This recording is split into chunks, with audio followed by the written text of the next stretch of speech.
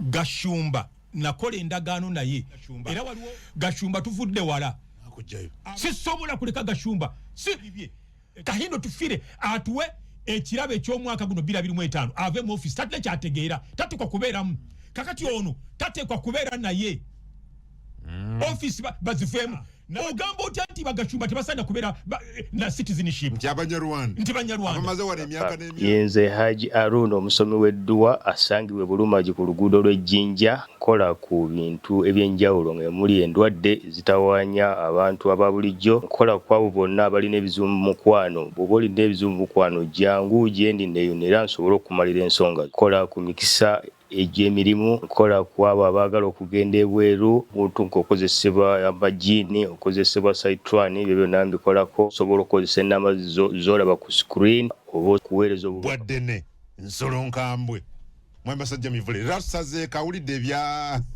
executive order ne bitamuleka waggulu mu studios yayingidde mwami bwaddene Basajja Mivule tukwaniriza kiki ekikuyinudde okutusala ku bwotu leero bibadde bigambo bya minister bigambo biva mu ndowooza eri outdated etakyali international whatsoever ancient thinking exactly otegeera archaic kind of thinking nti tulina minister akyalowooza bw'atyo beetaaga kuva mu office obudde bwabwe buweddeko Gashumba bantu bagenda kuwuliriza ati kati yanonye eki nze kano kankabawo eddakiika emu Gashumba bw'omukwateko oba okuteko Basajja Mivule Gashumba nakola endagaano naye era waliwo aboonunifu abampandikirako ebbaluwa nga nkyakola ku leediyo kale gwe omusajja omuganda oleetera tweri omusajja omunnalwanda ne mbagamba nti ebyo bye mulowooza ndowooza nkadde sijja mugoba baali balowooza mbe bajja kufuga ne leediyo mwenkolera mbongobe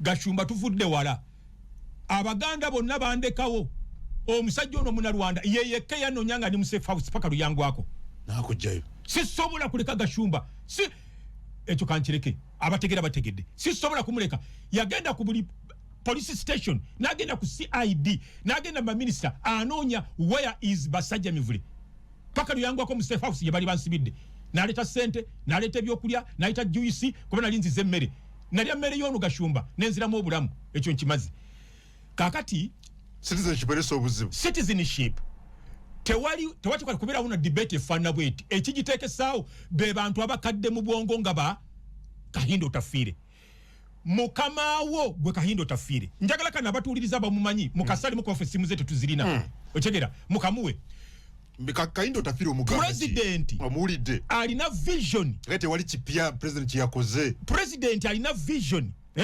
engeri eggwanga gyerina okutambulamu engeri Uganda gyerina okwaccommodatingamu abantu kubanga mwami Museveni lwaki akola bwatyo alina experience kyayitamu ng'ali Tanzania he was accommodated there for so many years era kyovula wano abagwira bayitirivu nyonyonyo abali wano abarefugees bayitirivu nyonyonyo tubasembeza kubanga history y'Abakahindo Tafiire yali yakusembezebwa mu mawanga gye bali baddukira gye batandikira entalo zaabwe n'olokodira Gashumba taata we yali munnansi mwami Museveni yakulonda go Kahindo Tafiire n'akugamba nti munansi azala munansi enge ezalango ente ezalante ogamba otya taata wono eyazali taata Wagashumba yazalirwa wano jajja wabano yava e Rwanda nabano ne bazala taata wono n'azaala Gashumba orizoninga otya bwotyo ndi Gashumba yenoonyeza bibye Kahindo Tafiire atuwe ekirabo eky'omwaka guno 2025 ave mu office tatule kyategeera tatukwa kubeeramu ye mukama we byalengera itabirengera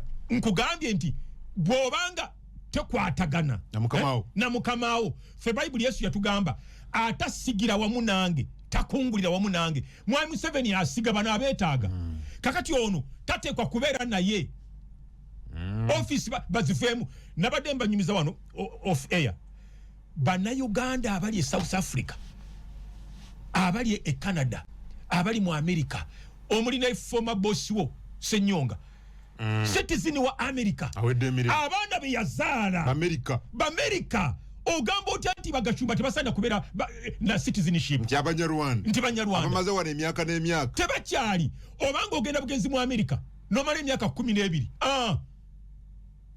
ogwanya okwapulayinga for citizenship. Ndabadde wana abakyala bava wano nagani kastanzalira mu America olwo kiwedde omwana wange mu America kakati ffe ensafu se global tuli kyalo kimu ffe nga tusigale mabega tukola ebintu ebiri ancient nga bw'okiyise ebyedde ennyo n'ogamba Gashumba oyo yeenonyiza byebye ayagala mawulire gw'atategeera nsi bw'etambula tuyambe otukolere otuwe ekirabo ekya 225 ove mu office eyo si 225 otafire vayo kole press statement ogenda ku implementing executive order. Do you challenge him to that? Anti achikole. Gotegera nnyo ku. Do you challenge him? Yes. Yes. Kati otafire alinga agamba. Akole press conference gagamba ati mwami Museveni byayogedde it is utter nonsense. Sigenda be implementing. Yes. Ekitegeeza. Tekitegeeza. Ajemedde mukama we akugambye nti engezalango taata wa Gashumba yali munnansi wa Uganda bwazala Gashumba abeera munnansi ati kati omwana wa Gashumba omuzzukulu oba okyonone oba totegeera nkiddemu kiwulire oba totegeera kino kiddemu katojjeka wanga tuguddeko bugwi wano nze nakugambye abasajja abali myaka egyo mba respectinga nga bazadde baffe okitegeera sisuubira General Kayindo Tafire kuddamu kola such statements. Otafire is a general in the military. Yakulumbye n'endowooza oba mwina kwakasajja. I got surprised. Otafire oyo alina mutabani we omwana omugezi ennyo mukwano gwange ennyo. Nsisinkanya abantu bangi alina omwana omugezi ennyo era namukubidde ne muno yasina mufuna. General Tafire nkusaba busabi. You are general in the military. You are not a social general. He's a respected leader. Yes. Olwokuba baludde mu bifo bino. Mubarak oyo president wa Egypt. Kinyozi we yamusalanga enviiri yamubuuza nti mu Cairo muno mulimu omuntu atasobola kwegulira mugaati comfort zone egikola ki ogitegeera ye yabambidde kubanga mbidde abadde mubaka we yala ayina okubanga ina passport mifu oba ya green actually mbidde ne moloka gyavuga eriko namba z'ababaka baaki ba yala ensonga muzino muziveemu kubanga zabanaku saagala confrontation n'abasajja bana ababiri kubanga Otafire mwesobolera babu mwesobolera bado Otafire babu saagala buyambi bonna omujeno omuyalimbako wa parliament ekankubuuzi these are very saagala awo mbatandise okulumba saagala but they're powerful people ne restraining ze let babu eka babu oba Otafire baddemu ba insulting mugenda kumpulirira mugenda kwawula general w'abantu ne general w'amagye abo maliza bwe kiti kaputeni Babu n'Otafire saagala buyambi bonna ku mmwe mbeesobolera ne twebaza mukama weebale watulaze nti ku balabe baffe ne Babu n'Otafire mwali statement gye yakoze abagwira muli akagambo kano mu maaso g'Otafire buli munyalwanda agenda okusaba passport mugwira waliwo omusajja yali mukulu nnyo mu polisi bamuyitanga Lwego yaŋŋamba teri kintu kibinga kuyingira mu office y'omuntu nga yakujajinze dda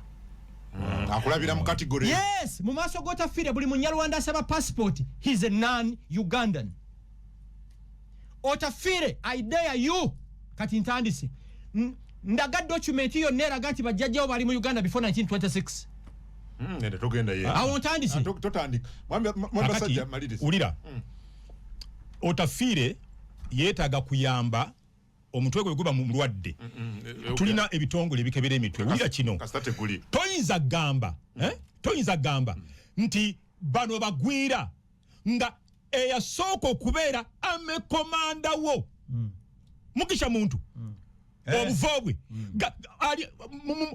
fe tujja kutikofalinga sente bamukebera omutwe amekomanda teyamuwakanya nti oyo munnalwanda mugisha muntu muganda munna Uganda teyawakanya President Museveni nti tomwapointi nga kutukulembera otegera kati zino attacks zakola kwa Gashumba ziri no sensico amagye ate mulimu omulala mukwano gwange sagana kwogerako actually kali ayogera amagye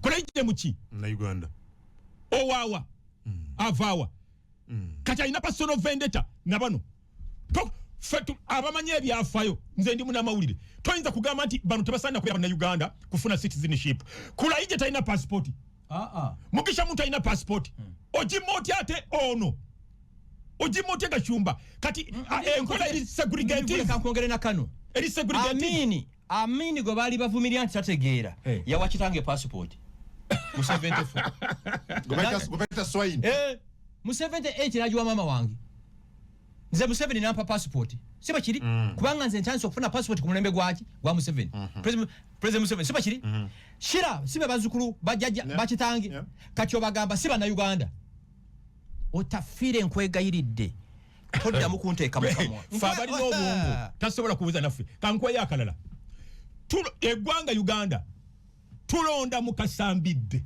omuna Rwanda atukiikirire mu parliament ya East Africa ngoga abantu tebetaka kuba passport mwe mumulete wano atubulire criteria gyakozesa okusosola bano government ya Uganda yalonda mbidde omuna si government ya Uganda si yalonda mukasambidde ababaka balonda omunyarwanda n'agenda mu yali bese mu mbidde yagamba nti abanyarwanda tebali mu constitution ya Uganda. Jambo ndugu, I agree with General Tafire. Gashumba has done it all to be a training in the media. Mamita Joseph Alimasindi anagamba, thanks for the program. I am Rubinga Samuel Akik listening in from Kakumiro. How I wish these courageous citizens like Gashumba were part of the few visionary presidential advisors for a betterment of our nation. Anaga, good morning, Mr. Kungu. This is Council Mwesigwa Kwizera from Nansana Municipality. I'm among those who were denied passport by car. Na yogera wano musajja omita Kajuga. Okay. Dickson Kajuga. And oya wedda.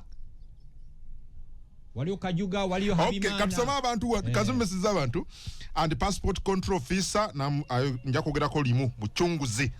They told me to bring evidence below 1926, but who can be having those documents really? What? I think bilebi waniko byogeddeko proving that the parents were here below 1926. O ina report yone ya primary. Mama ange yazitereka jeziri. Mama baba yafa. Sina je nda kuzijja. Kati obato ina report za primary. Kati bakugamba lete biwandiko ebyaliwo before 1926. Nenga ate biseere ebyo tiwaliwo national ID. Tiwaliwo register. Nganesa nunu ya mawulire newspapers zafuluma mu 19 maybe 70 70 zirekezeza 90 tena jozija ate kino kanchikubuli immigration eyo giraba mulimu abantu abalungi namanyo mumanyi Johnson yoyo Mami Johnson namanyi ali musajja mulungi nnyo kati namanyi olwokuba yatuula mu ntara hamwe musajja mulungi yes yatuula mu ntara hamwe ezimunona. I am Edith from Ngoma. Greetings to Gashumba na irwachi. Okay, webale nnyo ogoberera waliwo nawadde basajja mivule enkoko basajja mivula muwadde enkoko bamuwadde enkoko nayenze kyenebuuza neze tebana kumpa nkoko bakuwente yange wanga bakuwente yange ate bagirese nabagambe mwentezi bangeyo ziri nakaseke ne magama tugendeyo ente yange sino na ante nakaseke mugirete Kampala tugendeyo zino ne zitwale kitwale mwabampadde ente nakaseke mivula ani basajja kungu azitwale tosobola kumpa nti eri nakaseke vuge milioni mmeka nno nakatekamu no nze nayo kafa bazipe ndeke wange abantu bafa abali engoma mu nakaseke baani abakuwende nsobola okugenda okunona ente lirako nga ziwere 10 nendo nakatekamu muzeyi nyabudozi ali ngoma nyabudozi muzeyi nyabudozi oyo naye yampa ente 2 muzeyi ngenda kujja nente za Frank Gashumba kyekyo nno omuntu aganza bangi bambulye gye bali ze zijeyo nte nyingize wali anenga mwebale Radio 4 hello mukulu Kongo sebo nataka kugera ku Radio 4 obutandekayo NSSF kale omusajja akubye mu kayo ge soko kuyoza mukulu gasoma soko siliko mu budde bwange mukulu gasoma nyagala okusooka okuyoza olw'olutalo olw'olwanya okusobola okulugusa naye ate nensaba Pulezidenti Museveni nti bw'aba ayagala okuteeka etteeka lye yateesewo ligende mu maaso alina okukyusa Outafiire amugye mu internal affairs ateekewo omuntu omulala kubanga abo beefuula basitongommaani ajja kwefuula nti yakkiriza era atuuke n'atulugunya abantu abo bo tubamanyi naye mbadde nsaba mukulu Gasumba gwegenda mu maaso n'ebyokolera abantu tusiima abalenye mukulu age basiima Radio 4 hello mukulu Kungu webale kuweereza baba endeza ku radio tuliziganye era webale nnyo okuleeta abakulu abo mbagala nnyo nze kansala Serunjogi Patrick ow'emutunde mu kigagga Lubaga South okudda ku mulamwa ekituufu kyo olaba bino ebizibu byonna lwaki baba mapasipooti babayisanga bwe babayisa ensonga nti abavandimwe abamu abanyabanda abamu si bonna bayina engeri nabo gye babuulamu Abannayuganda abamu otegeera n'ekirala nti ebizibu ebisinga bye tulaba wano tujjukira wano boda ye Katonda ye baagiggala ebizibu ebimu ebiri mu Uganda bireeterwa abantu nga bano ontegeera ensonga eyo. Abali nnyo ndugu nze nsaba beetwale mpaka gye kinaggwera Yowasi wali Kiwololo Nagaba. Thanks Mr. Kung for hosting. My mentor Mr. Gashumba, I am tuned in Youth Authority Councillor Tom Wananda. Saurembo Mugaga agambye kwali agoberera mwami Gashumba Kajambo. Atono naita wano ku mukutu gwa X omulala agambye thanks for the show. It can be good combination. Gaspasajja Mivule and Gashumba tujja kunyumirwa Sunshine Boaz na Mungona Luyinda kali bakiwulidde. Atono n'agamba nze niwagaba enansa n'aganda kwetuli nnyo naye President Mivule tumusuboke. Gashumba is a hero to be, is a hero to the bavandimwe. Congratulations. Webale nnyo. Richard Akiki ogambye mwebale kuweereza Mr. Gashumba ayogedde ku Kyagulanyi obu netalina wamwogereddeko muganange webale nnyo Akiki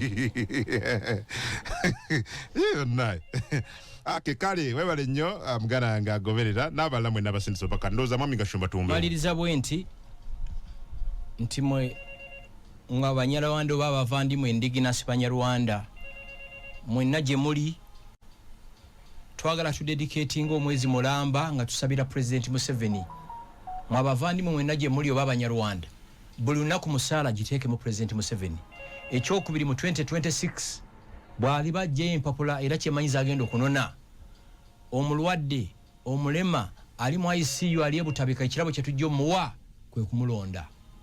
Ekirala bw'oba wagibwako passport bawamba national ID yo bakudeactivatinga ku NIRA platform kube namba eno 0708 500 444 njiddamu 0708 500 444 enamba eyo erine ku WhatsApp mpozi n'ekirala ekiro kya leero Bukedde TV esiimye ngenda kubeera kabbinkano ene ensonga si yakusaaga twebaza Katonda enja kumaja Sanyuka TV muwulire marathon interviews ezo twebaza mwenna batuyambye twebaza kungu mu lutalo luno twebaza speaker right honorable Anita Among ne tusaba mukama mumuze mirembe Jacobolanya kubanga yatuwa strategy eno tubadde tambulirako Jacobolanya ne twebaza mwenna executive member ya Council of Abavandimwe Dr. Muganga Ngarambe Bahati Mbabazi Ntale Meja Nyandwi banji nnyo Rogers Bulegeya mwebale kubanga twavumwa buli kivumo ne tulemerako. Uganda Human Rights Commission, thank you so much. Equal Opportunities Commission, thank you so much. Baloya KTA Peter Walubiri ontegera ndoza but Dennis Nyombi mutabingwa baloya badde batugayidinga banono the best brains ontegera ndoza abatuyeme mu kintu kino tekituseulwa kuzanya buzanyi no kwebaza era Katonda nti President Museveni ekintu kino yakitegeera at length ontegera ndoza so abavandimwe mwenna Abanyarwanda mwenna mu Uganda finally mugenda kweyagala nga abantu abalala mujjukire Raida eri mugundi eno executive order eno tewali wanira ne immigration ayina right okudetermininga who is a Ugandan kirimu executive order president yana aganti bwe mukizuula nti oba omuntu bwati ne bwati yafuna passport mu bukyamu mumuyite bwe mukizuula nti yagifuna mu bukyamu wali etteeka erimukwata uttering a false document than you becoming bana basajja badde bafuuse ba complainant bajaji no gatona genda ku judge complainant by investigator by judge executioners you get it finally tutandika okwerabanga banna Uganda tutandika okwerabanga abantu abava ku lukalo lwa Africa kunguze n'ensingi tambudde siberangako mu Europe omuzungu tayawula nti omuntu yava Ghana ono yava Zimbabwe ono yava Rwanda fena tuli baki mpozi senyinza okusaba singa waliwo amendments ezikolebwa mu constitution bajjemu kana akantu nga bojjuza form oteekako eggwanga lyo kungu kati singa ogenza okwaba ku CPS you are required to tell your tribe ate ne gwowabidde naye ateekeyo ki omusango gw'empaabo bagwenzizizza gukwatagana gutya neggwanga lyange ebyo bye bipromoting okusosolebwa mu mawanga ffenna tuli bannayuganda abanyarwanda mubawasizza n'abaana bamwe naffe tubakoze eki tubawasizza tubeere mu uganda ffenna nga tugyeyagaliramu mukama abawe omukisa akuume tuddemu nga tuzze